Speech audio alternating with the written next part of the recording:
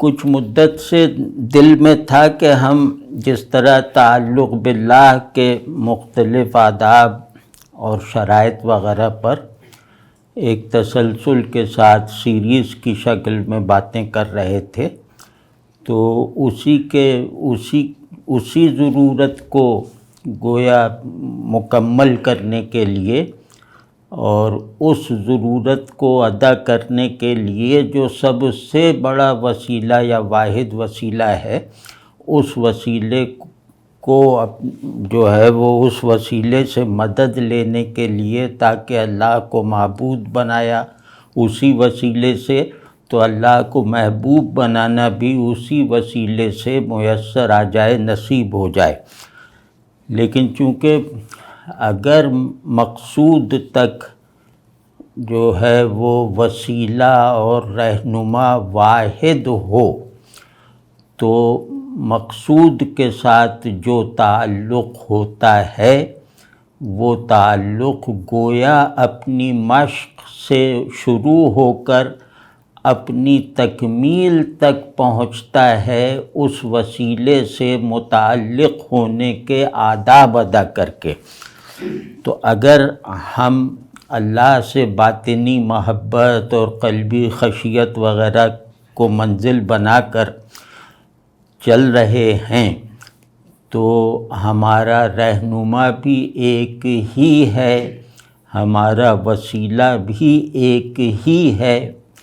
اور ہمارا راستہ بھی ایک ہی ہے۔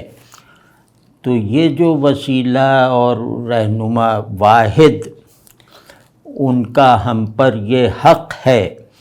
کہ ہم مقصود کے ساتھ اپنے تعلق کو ان کے ساتھ تعلق سے مشروط رکھیں۔ مطلب مقصود کے ساتھ ہمارے تعلق کی کوئی بھی سطح ایسی نہیں ہے، منزل تک رسائی کا کوئی بھی پڑاؤ یا کوئی بھی منتہا ایسا نہیں ہے جہاں یہ وسیلہ ہمارے اور اللہ کے بیچ میں سے ہٹ جائے، جہاں پہنچ جانے کے بعد، یعنی نہایت القرب میں بھی پہنچ جانے کے بعد ہمیں اس رہنما کی ضرورت ہے۔ ہمارا مسافر ہونا نہیں بدلے گا، ہم مسافر ہی رہیں گے اور اسی رہنما کے پیچھے اور اسی وسیلے کے حامل اور اسی وسیلے کے محتاج رہیں گے۔ تو اس لیے ضروری تھا کہ ہمیں یہ چاہیے کہ رسول اللہ صلی اللہ علیہ وسلم، جو اللہ سے ہمارے تعلق کی ہر جہت، اللہ کے ساتھ ہمارے تعلق کے ہر پڑاؤ کے لیے واحد وسیلہ، واحد رہنما ہیں، اور جیسے اللہ منزل کے طور پہ واحد ہے، اسی طرح اسی شان یکتائی کے ساتھ رسول اللہ صلی اللہ علیہ وسلم اللہ تک پہنچنے کے وسیلے کے طور پر واحد ہیں۔ ان کی وحدت کو، یعنی وسیلے کی وحدت کو بھی اسی تیقن کے ساتھ اور اسی مطلب بالکل مضبوطی کے ساتھ اختیار کرنا ہوگا، ذہن سے بھی، دل سے بھی، عمل سے بھی، جس طرح ہم مقصود یعنی اللہ کی وحدت کی حفاظت کرتے ہیں۔ تو یہ رسول اللہ صلی اللہ علیہ وسلم کی شان کا یہ پہلو جو ہے، اگر یہ ہمارے اندر جو ہے وہ جیسے عمل میں نہ ہو، ہمارے لیے احوال خیز نہ ہو، ہمارے لیے صالح اعمال کی پیدائش کا سبب نہ بنے، ہمارے لیے جو ہے وہ اللہ سے تعلق میں سچائی کی واحد ضمانت کے طور پر ہمارے اندر آپ صلی اللہ علیہ وسلم کے ساتھ تعلق کی سچائی اور آپ صلی اللہ علیہ وسلم پر غیر مشروط انحصار وغیرہ وہ پیدا ہونا عین اسی طرح ضروری ہے جس طرح تعلق مع اللہ کی طلب اور کوشش ضروری ہے۔ تو یہ کرنا تھا، تو اتفاق یہ ہوا کہ ہمارے دوست ہیں، برخوردار ہیں، نوجوان ہیں، انہوں نے اسی دوران میں کچھ سوالات مجھے بھیجے. انہیں نہیں معلوم تھا کہ میں پہلے سے یہ ارادہ کیے ہوئے ہوں. تو وہ سوالات ایک ذرا محدود دائرے میں ہیں، لیکن وہ ہمارے لیے آج کی نشست میں اللہ نے چاہا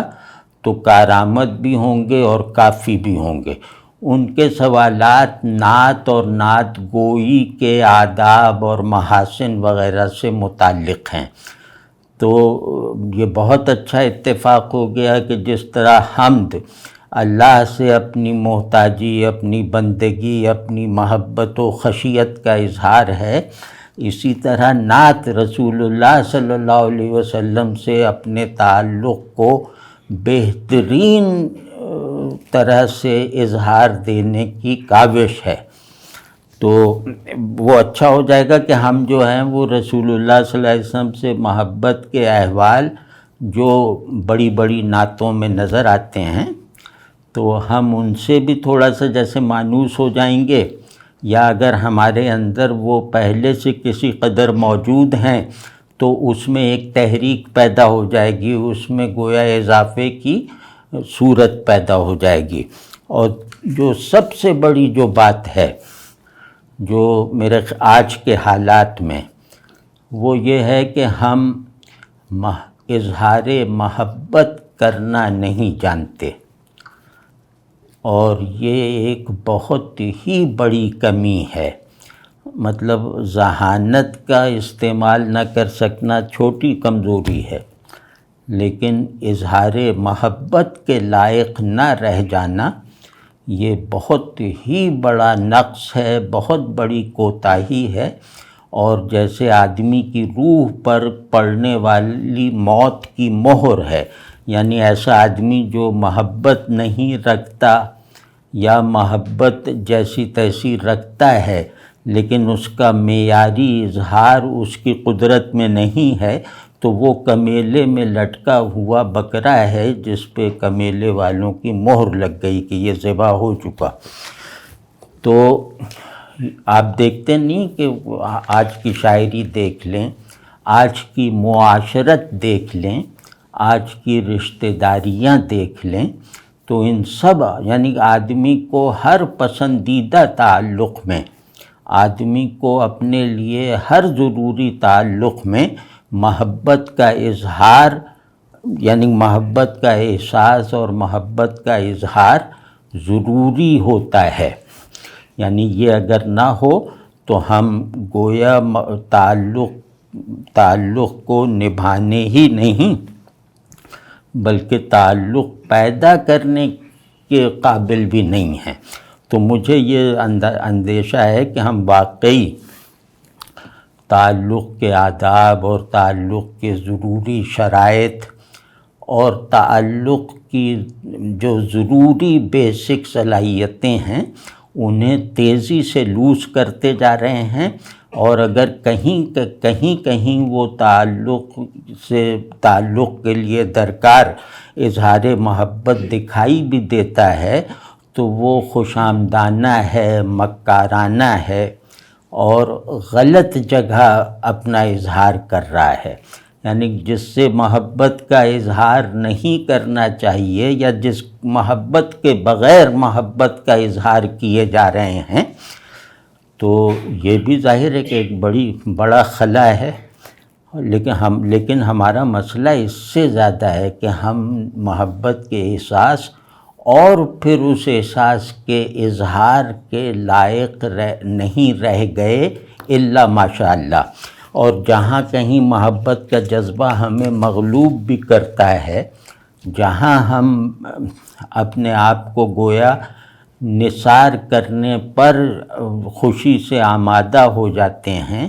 وہ جگہیں ایسی ہیں کہ جن کو اس طرح کا محبوب بنایا نہیں جا سکتا. یہ سب معاملات ہمارے یہاں موجودہ متصوفانہ نظام میں ہیں کہ شیخ اور مرید کا جو تعلق ہے وہ گویا اللہ کو محبوب بنانے میں کے لائق نہیں چھوڑتا. وہ رسول اللہ صلی اللہ علیہ وسلم کی محبت سے گویا خود کو خالی کرنے کا جیسے ایک نادانستگی میں عمل ہے، تو وہ سب نہیں، مطلب یہ بہت بڑا بحران ہے۔ تو اس میں چلو اس بحران میں ایک صورت نکل آئی کہ اظہار محبت کیسے کیا جا سکتا ہے۔ کبھی آپ غور کیجئے کہ ہم اللہ سے دعا کرتے ہیں تو دعا میں محبت اور محتاجی کا آمیزہ ہوتا ہے، دعا یہی ہے نا۔ تو محبت، محتاجی، خشیت اللہ کی صحیح معرفت کے سائے میں، تو یہ دعا ہے۔ تو اب اس دعا کو اگر ہم رٹی ہوئی دعاؤں کو چھوڑ دیں اور ہم گویا خود ہی اپنے آپ کو اس امتحان میں ڈالیں اپنی حالت جانچنے کے لیے کہ بھئی تم دعا میں اللہ کو، یعنی اللہ کو پکارو اظہار محبت کے ساتھ، اللہ کو راضی کرنے کے لیے بہترین لفظوں اور بہترین لہجوں کے ساتھ اس کی ثنا کرو۔ تو ہمارے یہاں بہت بڑے بڑے لوگ جو دین کے کلمات کے عالم ہیں اور باقاعدہ بہت بڑے عالم ہیں، وہ اپنی زبان میں اللہ سے بے تکلفانہ اور عاشقانہ اور عارفانہ اظہار محبت نہیں کر سکتے، نہ اظہار محبت، نہ اظہار محتاجی، نہ اظہار خشیت۔ تو اب جہاں یہ صورتحال ہو، جہاں آدمی ایسا بن چکا ہو کہ وہ اپنی سب سے پسندیدہ، سب سے قیمتی چیزوں کو اظہار دینے کی صلاحیت رکھتے ہوئے انہیں اظہار دینے میں ناکام رہے، یا انہیں اظہار دینے کا موقع تلاش کرنے کی کوششیں بھی ترک کر دے کہ مجھے اللہ سے محبت ہے، مجھے اللہ کے رسول صلی اللہ علیہ وسلم سے محبت ہے، مجھے اپنے دوست سے محبت، استاد سے محبت، مطلب جس سے حسب مرتبہ محبت ہے، میں اس محبت کو ایک بیوٹیفائڈ ایکسپریشن دینے کے لائق نہیں رہ گیا۔ تو یہ ایک عجیب طرح کا خلا ہے۔ تو بہرحال ایک روایت ہمارے یہاں کیونکہ باقی ہے، ہماری شاعری میں حمد کی روایت جدید شاعری میں بہت کمزور ہے۔ حمدیہ ادب جدید دور کا یہ بہت تھوڑا سا ہے اور بہت جیسے مصنوعی سا ہے۔ نعتیہ شاعری پہلے سے شاید بڑھ کر ہوئی ہے، لیکن اس میں بھی کچھ مشکلات ہیں، اور سب سے بڑی مشکل یہی ہے کہ وہاں رسول اللہ صلی اللہ علیہ وسلم سے اظہار محبت بھی جو ہے وہ جیسے بنے بنائے سانچے ملے ہوئے ہیں لوگوں کو، ان سانچوں میں وہ اپنی بات فٹ کر کے اسے پیش کر دیتے ہیں۔ وہ لگتا نہیں ہے کہ یہ محبت کے دباؤ سے ہونے والا اظہار ہے جسے آدمی مخفی نہیں رکھ پا رہا۔ تو اس طرح کی چیزیں نہیں محسوس ہوتی ہیں، اور نعتیہ حمدیہ شاعری تو ظاہر ہے بہت بڑی بات ہے۔ عام شاعری میں بھی اظہار محبت نفاست اور خوبصورتی اور پیشن کے ساتھ جو ہے وہ کم رہ گیا ہے۔ تو اس میں نعت کیا ہے؟ رسول اللہ صلی اللہ علیہ وسلم سے بنیادی طور پہ نعت رسول اللہ صلی اللہ علیہ وسلم سے اظہار محبت ہے۔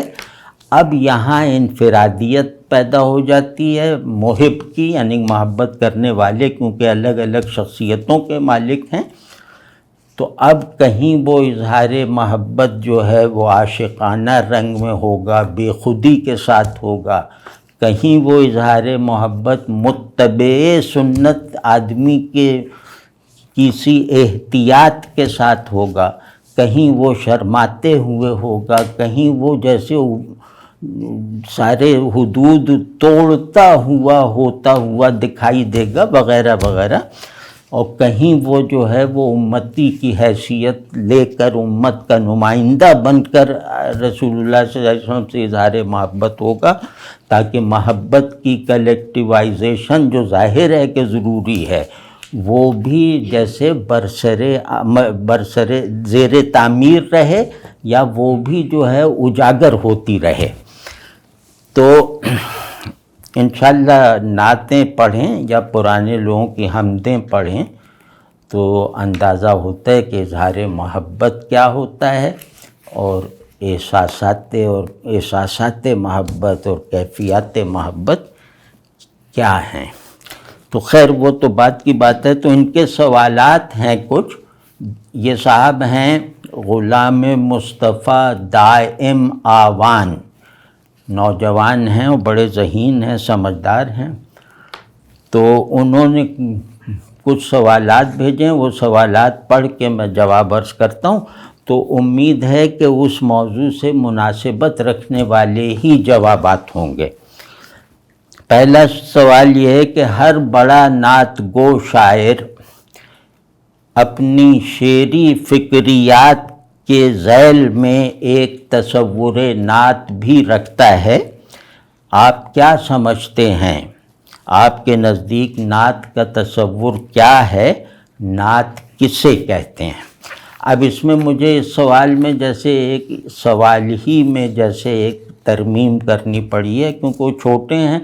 تو میں کہہ سکتا ہوں کہ ایک مشورہ سا دینا پڑا ہے۔ ایک تو یہ کہ نعت کا کوئی تصور نہیں ہوتا، جیسے ایک شاعر کے یہاں شاعری کا تصور ہوتا ہے، اصناف شعر کا اپنا اپنا تصور ہوتا ہے، ان کے ساتھ اپنا اپنا برتاؤ ہوتا ہے۔ نعت اس طرح کی کوئی شعری صنف نہیں ہے، نعت دیگر اصناف شعری کی طرح نہیں ہے، جیسے غزل، قصیدہ، قطعہ، رباعی، مثنوی وغیرہ۔ تو ایک بات تو یہ ذہن میں رکھی جائے، تو اس سے گویا یہ سوال غیر ضروری ہو جاتا ہے کہ وہ شاعر اپنی شعریات میں نعت کا کیا تصور رکھتا ہے۔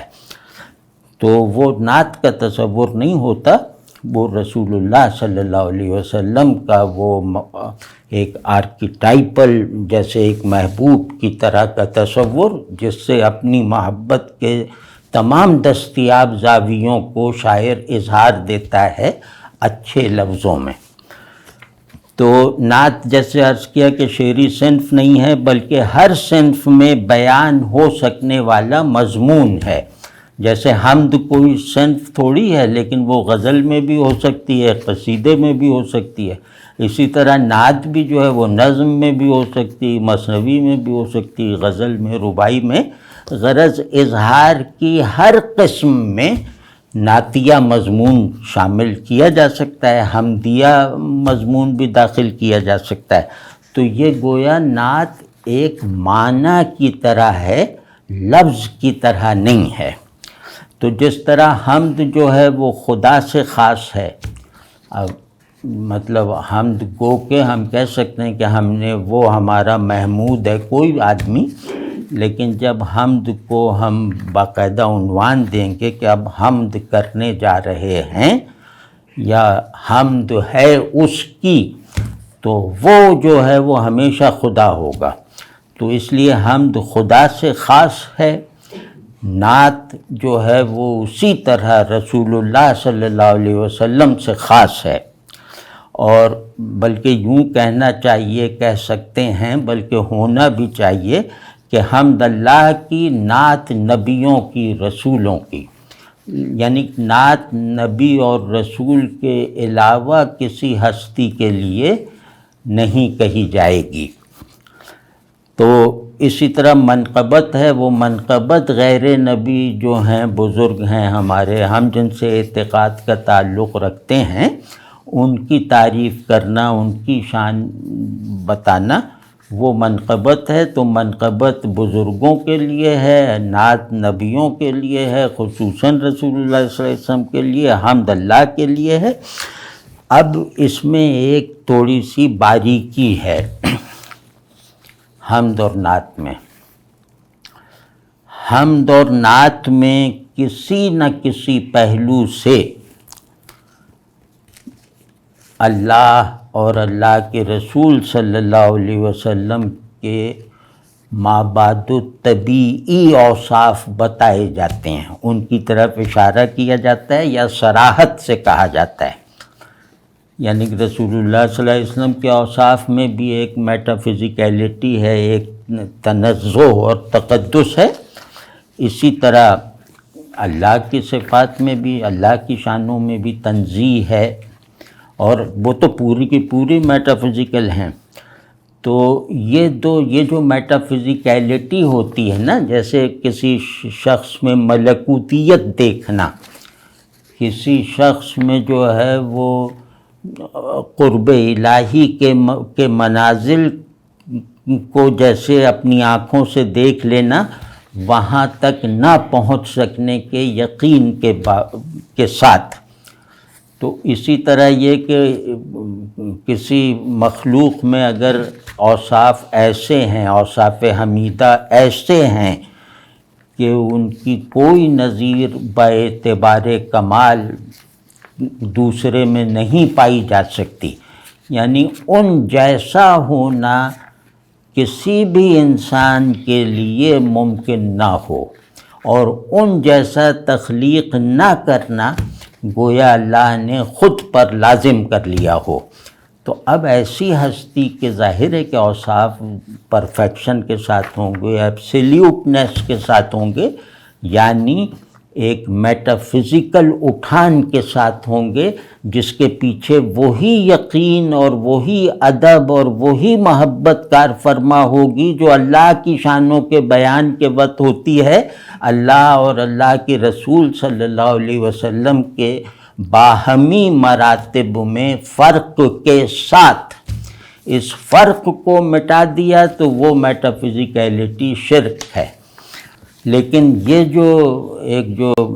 مابعد طبیعی رنگ پیدا ہونا اوصاف کا یا انسانی شخصیت کا، تو یعنی جس سے تعلق رکھنے کے لیے اس کے میٹا فزیکل جو وہ ہے کانٹیکسٹ، اس کا لحاظ، اس کا احساس، اس کا اظہار، اس کا ادب لازم ہو، یہ رسول اللہ صلی اللہ علیہ وسلم ہے. تو منقبت میں ایسا کرنا خطرناک ہے. اگر کوئی بزرگوں سے میٹا فزیکیلٹی منسوب کرتا ہے اور ان کے قرب پر یقینی شاہد بنتا ہے، تو یہ بہت غلط ہے، اور غلط ہی نہیں، انتہائی خطرناک ہے. اور اس کا خطرہ، اس کی ہولناکی ثابت ہے. مطلب وہ ادھر ادھر دیکھیں تو نظر بھی آتی ہے. تو خیر وہ ہمارا موضوع نہیں ہے. تو اب کیونکہ نعت فارم نہیں ہے، کانٹینٹ ہے، مضمون ہے، معنی ہے، بات ہے، تو یہ کانٹینٹ ظاہر رسول اللہ صلی اللہ علیہ وسلم کے لیے خاص ہے. تو یہ بہت بڑا مضمون ہے، بہت بڑا محتویٰ ہے، بہت بڑا وہ جو کانٹینٹ ہے. تو لہٰذا اس کی بڑائی اور بزرگی اور حیثیت اور مرتبہ دیکھتے ہوئے اس کانٹینٹ کے اظہار کی صورت یعنی فارم کو بھی پختہ اور کامل ہونا چاہیے. فارم کیا مطلب؟ یعنی کہ جن لفظوں میں جو ہے وہ نعت کہی جا رہی ہے، تو لفظوں کے استعمال میں قدرت ہونی چاہیے، اور اس فنکاری جو ہے وہ پختگی کے ساتھ ہو، اور آپ صلی اللہ علیہ وسلم کے جو مناقب و مراتب و شانیں بتائی جا رہی ہیں، وہ جیسے لفظوں پر کمال کی دسترس رکھتے ہوئے لفظوں کی تکمیل کو ان کے کمالات کے بیان میں کھپانے کا عمل ہے. یہ اگر نہیں کرتا تو نعت گو مطلب ہے، ثواب ہے، بہت ہے، لیکن یہ کہ بڑی نعت نہیں وجود میں آتی. تو اسی لیے جو شخص شاعری کا فن نہیں جانتا، فن میں مہارت نہیں رکھتا، وہ نعت گوئی یعنی شاعری میں نعت کہنے کے حقوق ادا نہیں کر سکتا۔ فنی کمزوری کے ساتھ کہی گئی نعت، اس پہ ثواب ملے گا، داد نہیں مل سکتی۔ تو ان کا اگلا جو ہے کہ نعت کے ادبی و فنی، وہ میں ان کے سوالات زیادہ ہیں، تو میں آج کی مجلس سے اور آج کے موضوع سے جو براہ راست متعلق ہو اور اس میں مفید ہو وہ سوال منتخب کر لیتا ہوں۔ یہ جناب ایک دو سوالات ہیں، یہ رسول اللہ صلی اللہ علیہ وسلم کے ساتھ ہمارے تعلق میں انشاءاللہ ان کے بارے میں تفصیل، اگر ہم تفصیل میں جائیں تو یہ چیزیں آپ صلی اللہ علیہ وسلم کے ساتھ ہمارے تعلق میں جیسے ایک محفوظیت پیدا کر سکتی ہیں، یعنی ہم غلو وغیرہ سے بچ سکتے ہیں۔ تو ان کا جو یہ سوال ہے کہ تعلق مع الرسول صلی اللہ علیہ وآلہ وسلم کا بیانیہ نعت میں کن ذیلی حوالوں سے سمویا جا سکتا ہے؟ یہ بہت مطلب برجستہ سوال بھی ہے، اور یہ ابھی ہماری جو گفتگو جو میں کرنا چاہ رہا ہوں اس میں یہ جیسے ایک کچھ باتیں سجھا دیتا ہے یہ سوال۔ تو اس کا جیسے جواب کا اگر مجمل کر کے، لیکن یہ اطمینان کر کے کہ ہاں ضروری بات بیان ہو گئی کہا جائے، تو وہ یہ ہے کہ نعت کیا ہے؟ اصلاً یہ بھی تعلق مع الرسول ہی کا فیضان ہے نا، تو اس کے بغیر تو نعت ہو نہیں سکتی۔ تو پہلی اصولی بات یہ ہے کہ نعت اپنی اصل میں، اپنی حقیقت میں رسول اللہ صلی اللہ علیہ وسلم کے ساتھ تعلق کا وہ اظہار ہے جسے محسوس کرنے میں کوئی بناوٹ اور کوئی غلطی اور کوئی تصنع اور کوئی نفاق نہیں ہے۔ تو یہ جو نعت ہے یہ آپ صلی اللہ علیہ وسلم کے ساتھ تعلق کی کسی نہ کسی جہت کا اظہار ہی تو ہے نا۔ تو ہاں یہ ضرور دیکھا جانا چاہیے کہ تعلق کا اظہار آداب تعلق پر پورا اترتا ہے یا نہیں، یہ بہت ضروری ہے۔ ظاہر ہے کہ یہ ادب جو ہے وہ اظہار محبت سے بہت بڑھ کر ہے۔ محبوب کی شان عاشق کے اظہار محبت سے بہت بلند ہے، اور وہ عاشق کے اظہار کے حدود کو دائماً جو ہے وہ جیسے بائنڈنگ بنا دیتا ہے۔ تو اب یہ کہ آداب یعنی رسول اللہ صلی اللہ علیہ وسلم کی نعت کہی جا رہی ہے، اظہار محبت، اظہار ادب، اور مختلف جیسے امتی کی حیثیت سے اپنے ملجا و ماوا سے جیسے کو خطاب کیا جا رہا ہے، یا ان کے بارے میں اپنے جذبات اور تخیلات کا اظہار کیا جا رہا ہے، تو اس کو مفہوم میں بھی بہت پختہ ہونا چاہیے، اس کا مفہوم بھی ادب کے خلاف نہیں ہونا چاہیے، اور تکنیکی پہلو سے بھی اس میں کوئی جھول، کوئی کمزوری اور کوئی نقص نہیں ہونا چاہیے۔ اگر تکنیکی پہلو سے کوئی نقص ہے، مضمون ٹھیک ہے، تو بھی نعت گوئی کا عمل جو ہے وہ ادھورا ہے۔ تو ایک تو یہ بہت ضروری ہے دیکھنا شاعروں کو۔ دوسرے یہ کہ جیسے میں نے عرض کیا کہ نعت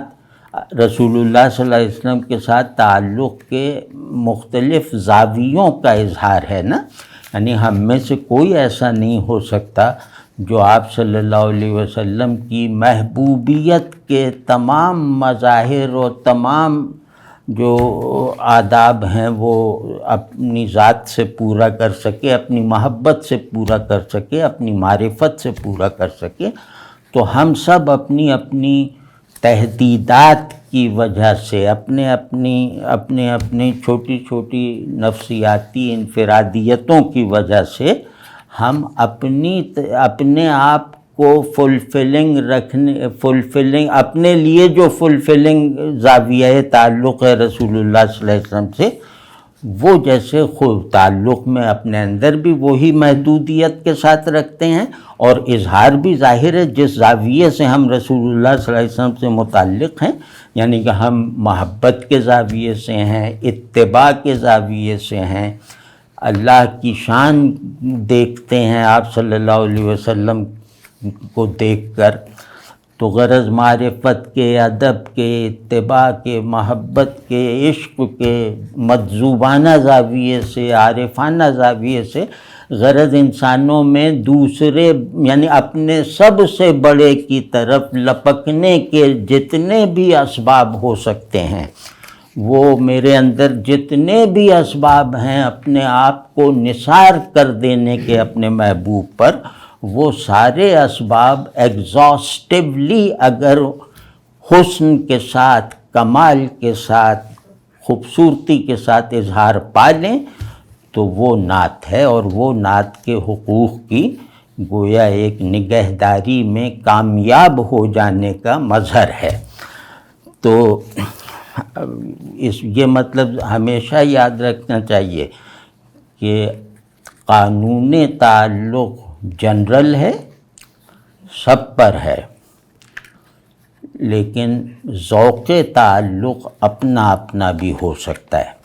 بشرطے کہ اس ذوق میں قانون تعلق کے منافی کوئی چیز نہ پائی جائے، نہ احساس کی سطح پر، نہ اظہار کے دائرے میں۔ یہ بہت ضروری چیز ہے۔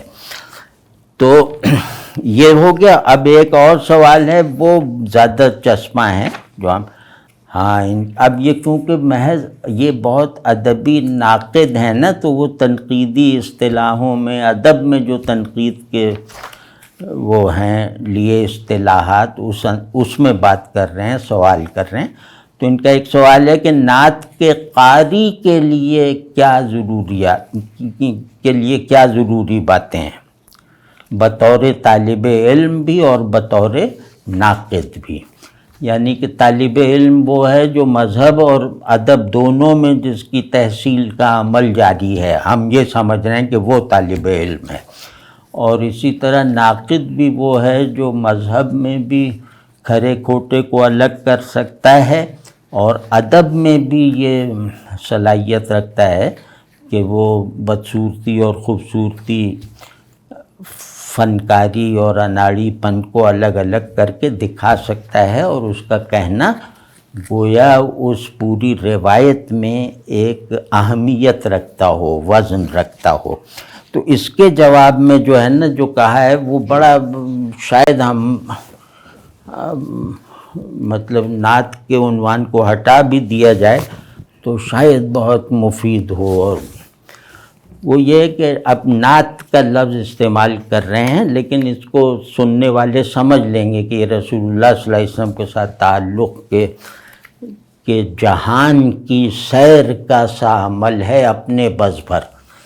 ہم میں جتنی قوت سیاحی ہے وہ اس جہان کی سیر میں صرف نہ ہوئی تو ہمارا چلنا وہ سانپ کے گھسٹنے کی طرح ہے، ہمارا چلنا انسانوں کی طرح نہیں، ہمارا رکنا آدمیوں کی طرح نہیں۔ تو نعت کے جو قارئین ہوتے ہیں، مطلب شاعر نے نعت چھپوا دی، اب وہ چھپی ہوئی نعت کو شوق سے پڑھنے والے، رسول اللہ صلی اللہ علیہ وسلم سے محبت رکھنے والے،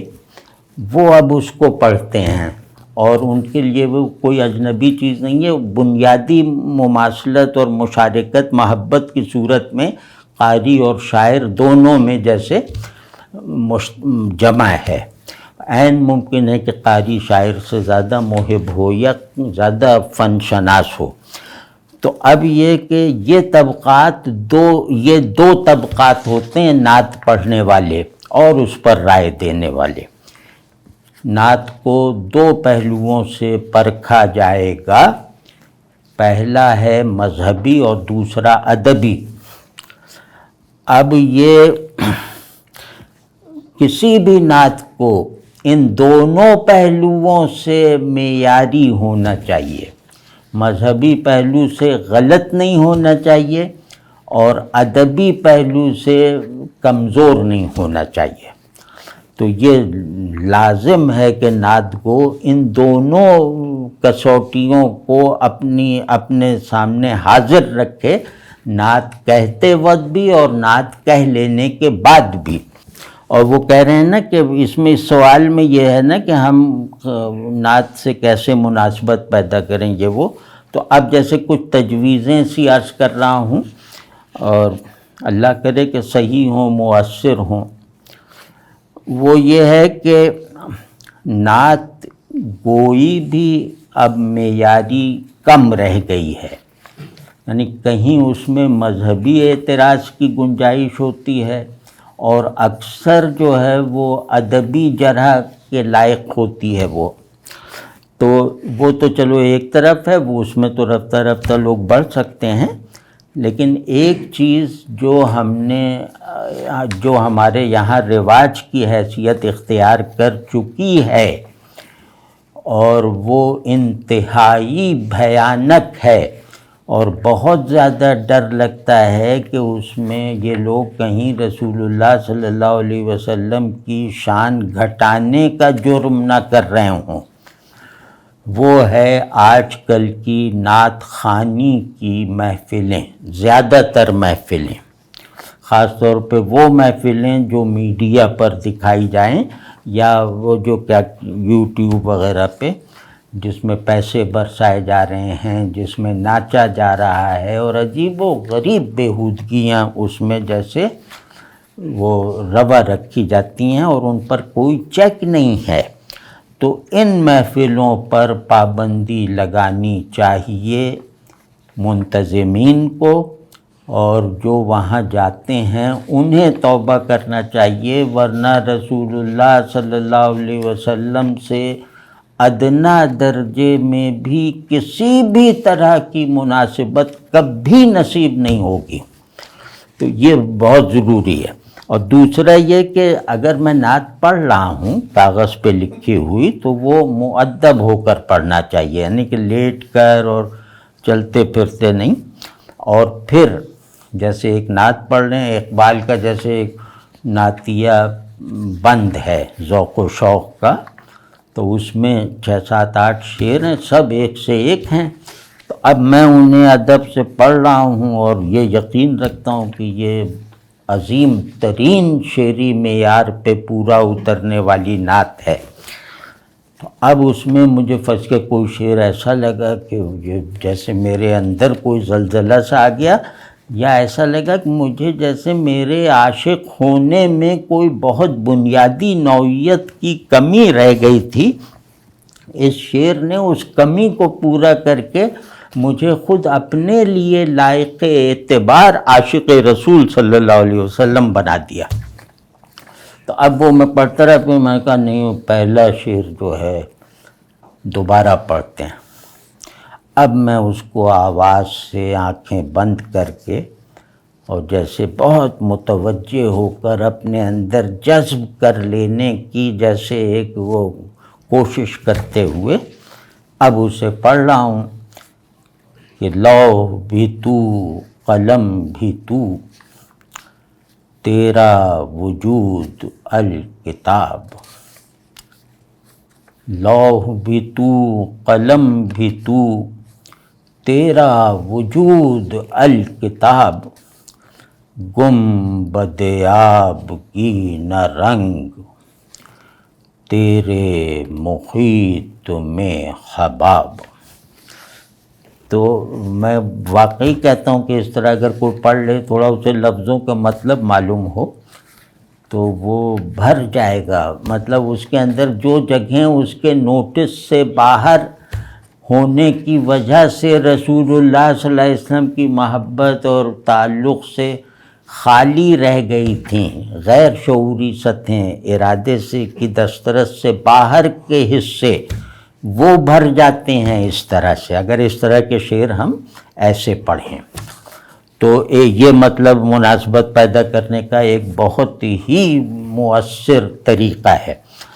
اور اسی طرح نعت پر تنقید اگر ہم کریں، ظاہر ہے کہ نعت ایک آدمی کا کلام ہے، اور وہ پیش کیا جاتا ہے تو اسے مفتی صاحب بھی دیکھیں گے، ان کا دیکھنا اور ان کی طرف سے پاس ہونا لازم ہے، ضروری ہے۔ جب وہاں سے پاس ہو جائے گی تو ادبی ناقد اسے دیکھے گا، اور وہ جو ہے اس تنقید میں جیسے وہی مذہبی اور ادبی دونوں پہلو ہوں گے،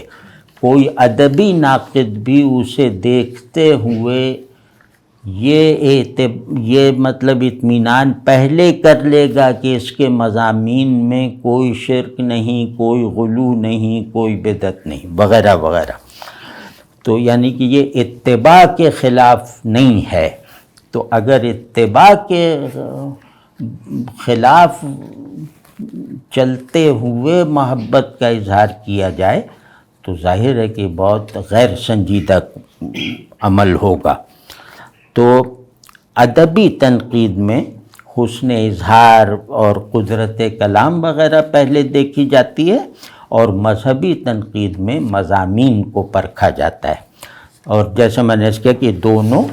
ضروری ہیں۔ اور اب کچھ ایسے مشورے ہیں،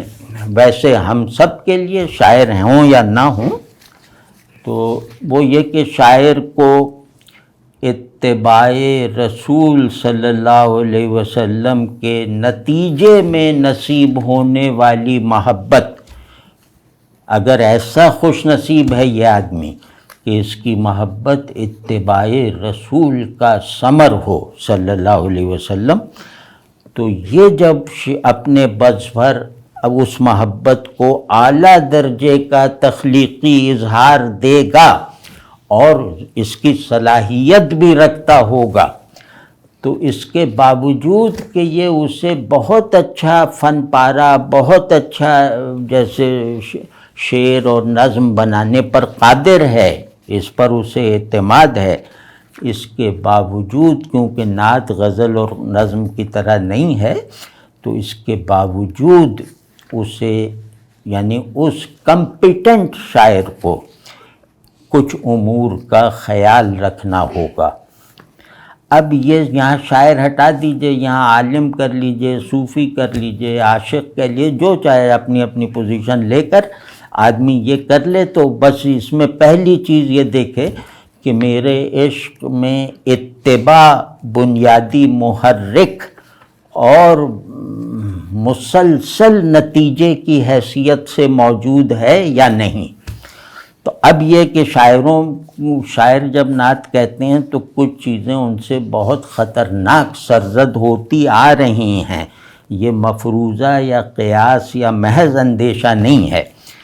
وہ یہ ہے غلو نہیں ہونا چاہیے۔ رسول اللہ صلی اللہ علیہ وسلم اپنے لیے غلو سے نفرت کا اظہار فرما کر گئے ہیں۔ غلو کا مطلب یہ ہوتا ہے کہ ان میں بندگی کو نقص سمجھتے ہوئے الوہیت کو ان کا جیسے الوہیت کے پہلو سے انہیں دیکھا اور دکھایا جائے، ان میں الوہیت داخل کی جائے، بندگی کو نقص جانتے ہوئے یا نہ بھی جانتے ہوئے الوہی عناصر اگر نعت میں، منقبت میں، تعریف میں، اظہار محبت میں اگر آ گئے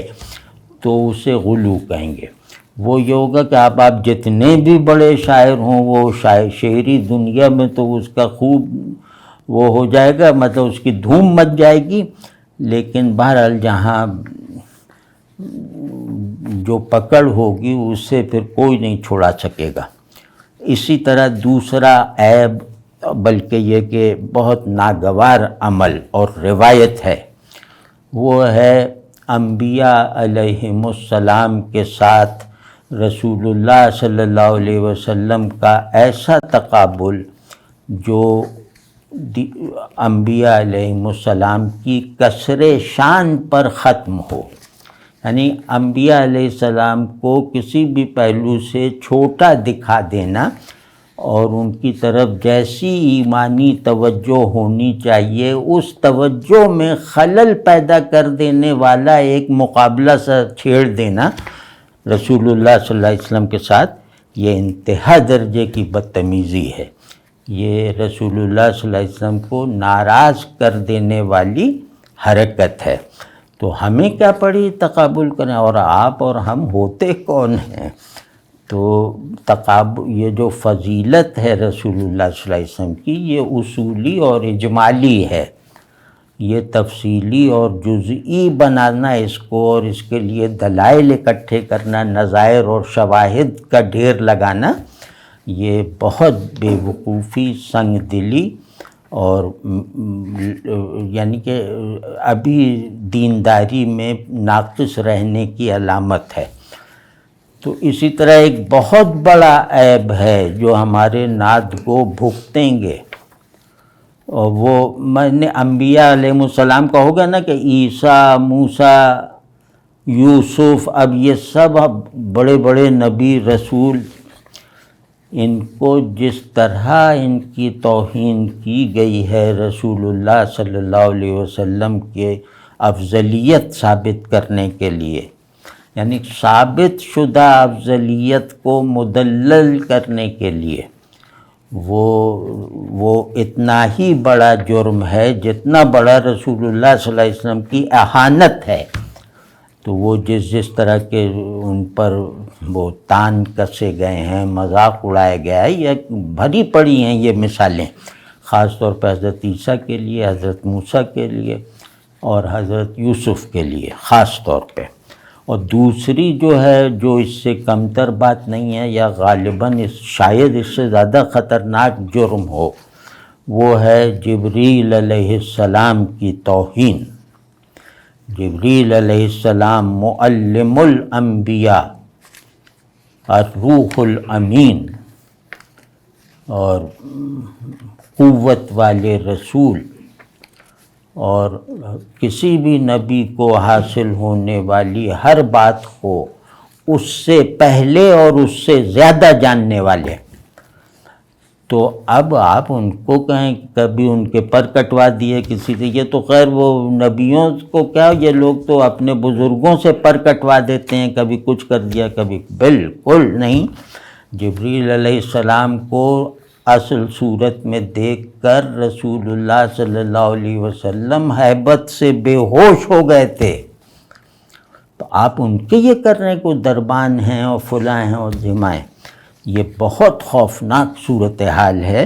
اور رسول اللہ صلی اللہ علیہ وسلم کو اگر کسی چیز سے سب سے زیادہ تکلیف پہنچتی ہے تو یہ ان چیزوں میں سے ایک ہیں یہ دو باتیں۔ اور اس کے ساتھ ایک پہلو اور ہے کہ محض افادی پہلو تک جو ہے وہ محدود نہیں رہنا چاہیے، جیسے آج کل کی شاعرین جس کو حالات کے مطابق کہہ کے لوگ کرتے ہیں کہ آپ کی اتباع سے معاشی خوشحالی آ جاتی ہے، اور دیکھیے آپ کو مانا اگر ہم نے تو ہماری کاروبار چمک اٹھا، اور آپ کو مانے بغیر ہمارے معاشرتی اخلاق ٹھیک نہیں ہوں گے، اور ہم خدا کو بعد میں دیکھیں گے، ہم یہ جانتے ہیں کہ آپ صلی اللہ علیہ وسلم سے اگر صرف بشری حیثیت سے بھی تعلق رکھا جائے، آپ صلی اللہ علیہ وسلم کی رسالت کو ایک طرف رکھتے ہوئے، تو وہ بھی انسانیت کے لیے مفید ہے۔ اس طرح کی جو خوشنما سے بے معنی رومانوی جو بڑے ہیں، ان سے بچنا چاہیے۔ اور یہ گویا آپ صلی اللہ علیہ وسلم جس مقصد کے لیے آئے تھے، اس مقصد سے آپ صلی اللہ علیہ وسلم کو لا تعلق رکھ کے دیکھنے کی ایک ضد ہے۔ تو اسی طرح آپ صلی اللہ علیہ وسلم کے ساتھ تعلق میں اور ظاہر نعت گوئی میں محبت کو قدر مرکزی حیثیت دینی چاہیے، یعنی نعت کو بنیادی طور پہ اظہار محبت ہونا چاہیے، اور لیکن یہ یاد رہنا چاہیے کہ حب الہی کے احساس اور اظہار کے بغیر عشق رسول صلی اللہ علیہ وسلم بے حقیقت اور بے اصل ہے۔ اس کا ظاہر ہے بہت خیال رکھنا، اور اپنے جذبات کو، یعنی میرے ظاہر جذبات محبت ہیں اور وہ مجھے مغلوب کیے ہوئے ہیں۔ آپ صلی اللہ علیہ وسلم کی محبت سے پیدا ہونے والا ہر جذبہ جو ہے وہ غالب ہوتا ہے اپنے حامل پر۔ تو اپنے جذبات کو بھی محبوب کی شان کے تابع رکھنے چاہیے. یہ نہیں کہ اپنے جذبات میں آپ اللہ بھی بنائے جا رہے ہیں، اپنے جذبات میں اللہ کو بھی جیسے ایک طرف ہٹا رہے ہیں کہ ہٹو ہٹو رسول اللہ صلی اللہ علیہ وسلم کی طرف جانا ہے. تو یہ سب نہیں، وہ ظاہر ہے سب سمجھتے ہیں اس بات کو. اور چونکہ ہم ایک خاص صورتحال میں ہیں، ہم تاریخ کے ایک ایسے دور میں ہیں جو بہت سے اعتبارات کے ساتھ وہ بالکل مختلف ہے. تو آج کا زمانہ، آج کے مسائل، آج کا انسان، آج کے علوم وغیرہ ظاہر ہے کہ ہماری تمام قلبی اور ذہنی اور عملی سرگرمیوں میں اپنا اظہار کریں گے. تو نعت کو تکلف اور تصنع سے پاک رہنا چاہیے، اور اس کے پاک رہنے کا ایک طریقہ یہ ہے کہ اپنے زمانے کے حالات، اپنے زمانے کے آدمی، ان سب چیزوں کو، جیسے یہ کہ آپ لگے کہ یہ 21ویں صدی کا ایک امتی اپنے رسول صلی اللہ علیہ وسلم سے اظہار تعلق کر رہا ہے، یہ لگے تو پھر آپ صلی اللہ علیہ وسلم کے ساتھ تعلق کے میں ایک ہسٹوریکل ایفیکٹ، ریلیونس پیدا ہونی شروع ہو جائے گی، اور آپ صلی اللہ علیہ وسلم کو تاریخ کے کسی خاص دور تک محدود شخصیت جو بنانے کی کوششیں کی جا رہی ہیں، وہ کوششیں بے اثر اور ناکام ہوں گی. تو اپنے زمانے اور اپنے زمانے سے مناسب، اپنے زمانے کی نفسیات، اس کو ضرور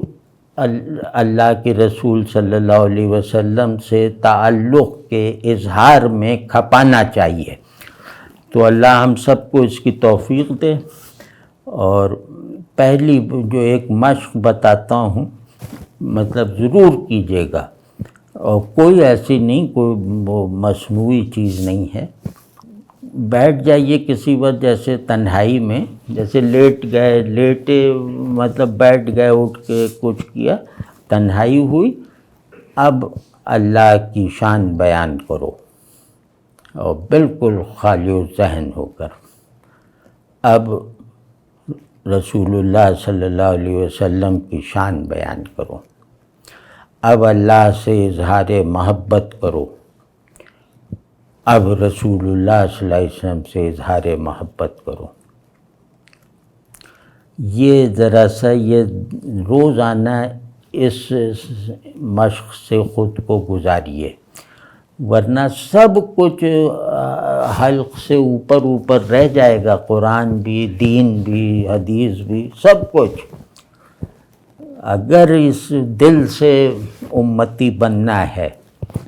اپنے وجود کے بنیادی احوال کی تصدیق کے ساتھ بندگی تک پہنچنا ہے، تو یہ کرنا ہوگا. کر کے دکھاؤ. تو اب شروع میں اگر آدمی حیرانی میں پڑا رہے کہ اب کیا کروں یا کیا کروں، تو وہ ہوگا، کیونکہ ہم نے زبان کو تو بالکل ہی لونڈی بنا کے رکھ رکھا ہے. زبان کی ہم نے جو بے حرمتی کی ہے، یہ بھی مطلب ایسا ایک جنت سے محروم کر سکتی ہے. تو اس میں یہ کہ زبان سے تعلق کی ضرورت بھی جیسے فطری طور پہ محسوس ہوگی، اور پھر یہ کہ لفظ پہ قدرت ہوتی جائے